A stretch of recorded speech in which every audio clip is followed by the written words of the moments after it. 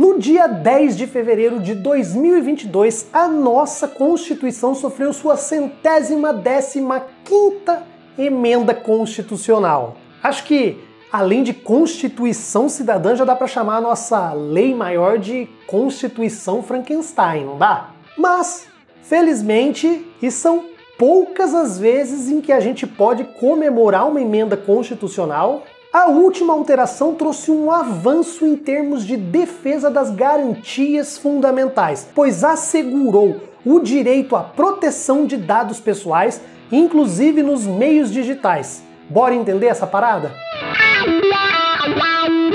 Sejam todos muito bem-vindos a mais um Diretas de Direito e hoje nós vamos falar um pouco sobre a questão da proteção dos nossos dados pessoais. E o que é um dado pessoal? Os números dos documentos que nos identificam, informações importantes sobre condições físicas, como por exemplo tipo sanguíneo ou doenças, ou então associações a quais estamos participando, eventuais antecedentes criminais ou o histórico de processos trabalhistas, patrimônio que nós temos, nossos endereços, telefones, até mesmo as nossas inclinações políticas e ideológicas. Todas essas informações relacionadas ao ser humano são dados pessoais. E esses dados sempre possuíram um valor, não só sentimental, mas econômico mesmo. Operadoras de cartão de crédito, por exemplo, compravam dados que vocês forneciam quando faziam um cadastro de crediário em uma loja de roupas, por exemplo. Mais recentemente, com o advento da internet e com todas as relações sociais e econômicas que vieram na sua esteira, os nossos dados passaram a ter ainda mais valor econômico, a ponto das empresas de tecnologia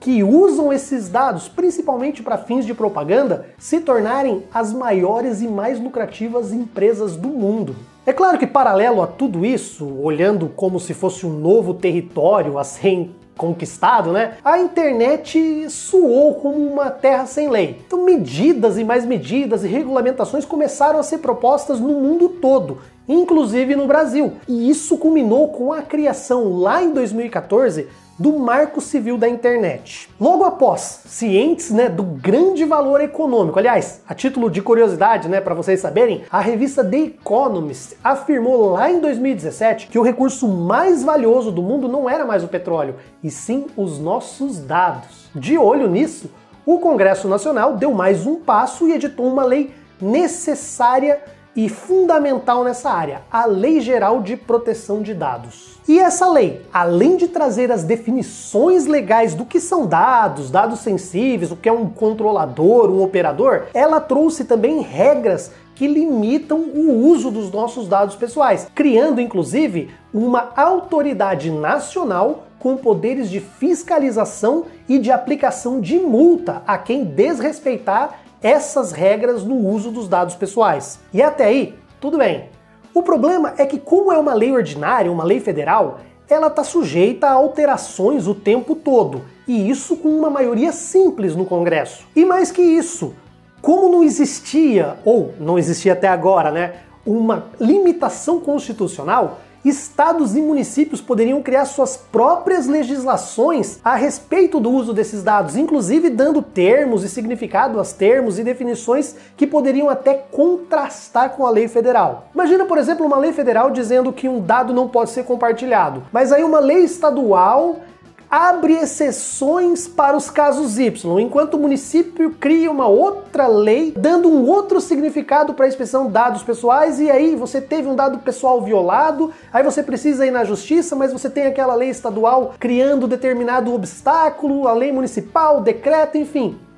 Pensa no caos. Ou então pensem vocês aí, por exemplo, num caso hipotético de um presidente genocida, sem escrúpulos, pensando em formas de influenciar ilegalmente uma eleição e que tem uma maioria simples no Congresso, resolve então, sei lá, revogar ou modificar essa lei de forma a entender que os seus dados pessoais podem ser utilizados sem nenhum controle.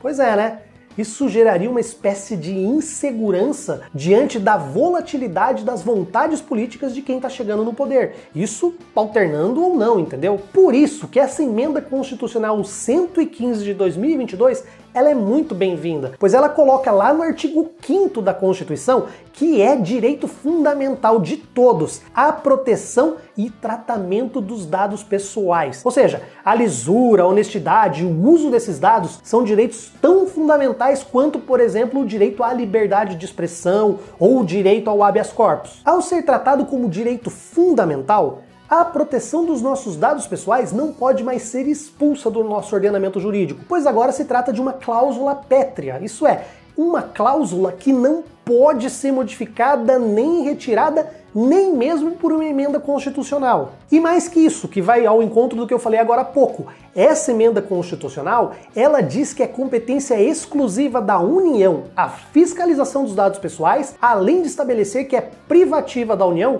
o direito sobre legislar esse tema. Isso significa que nem o Estado nem o município pode organizar ou criar meios de fiscalizar a proteção dos dados sob hipótese nenhuma. E somente a União pode legislar sobre esse tema, ainda que ela possa, eventualmente, até autorizar os estados a criar algumas regras específicas, desde que, claro, com uma expressa autorização. Essa medida traz mais eficiência e segurança no controle dos nossos dados, pois centraliza lá no Congresso Nacional a sua operacionalização, junto, é claro, com o governo federal, que nós esperamos e torcemos muito que seja completamente renovado nas próximas eleições, não é não? Acho que pela primeira vez desde que o canal foi criado, eu vim aqui para elogiar uma emenda constitucional. E sabe o que mais eu também elogiaria? Algumas outras emendas e outras propostas de lei aí que revoguem umas certas reformas bem desastrosas que nós já tivemos.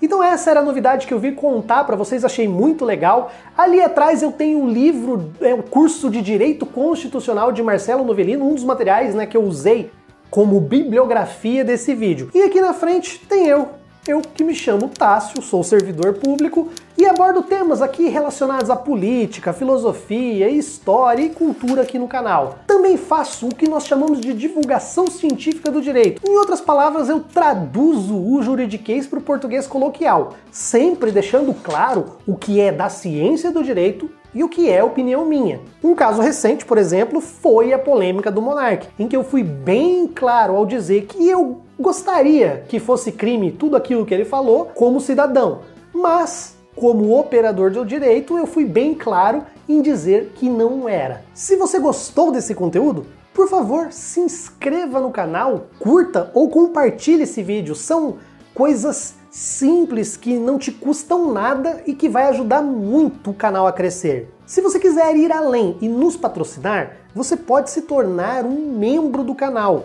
clicando aí no botãozinho Seja Membro. As mensalidades começam a partir de R$ 2,99 por mês. Ou, se você preferir, você pode fazer um Pix de qualquer valor. A chave estará lá na descrição e é essa que você está vendo aí na tela.